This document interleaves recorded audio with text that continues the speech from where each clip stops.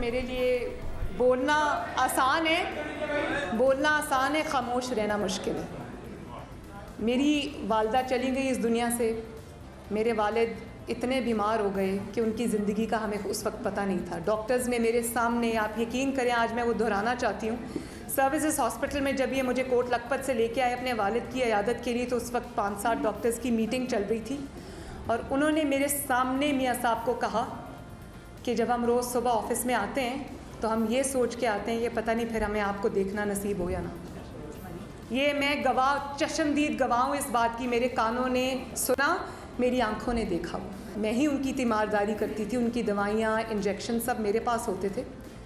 मुझे एक सोचे समझे मंसूबे के तहत मियाँ साहब के साथ नहीं जाने दिया। तो मैं इस नतीजे पे पहुँची हूँ कि मुझे इधर एज हॉस्टेज रखा हुआ था उन्होंने कि अगर मैं कोई बात करूं तो वहाँ पर वो मियाँ साहब को नुकसान पहुँचाने की कोशिश करें। उन्होंने कहा कि मैं खामोश क्यों।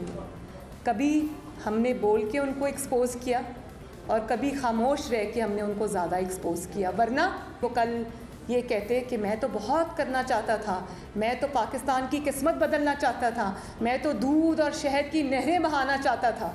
ये ऑपोजिशन ने मुझे कुछ करने नहीं दिया। मुझे इस बात की आज खबर हुई कि मेरी जो खामोशी है या जो मियाँ साहब की खामोशी है वो इतनी गूंज रही है कि इनको कानों पे हाथ रखने पड़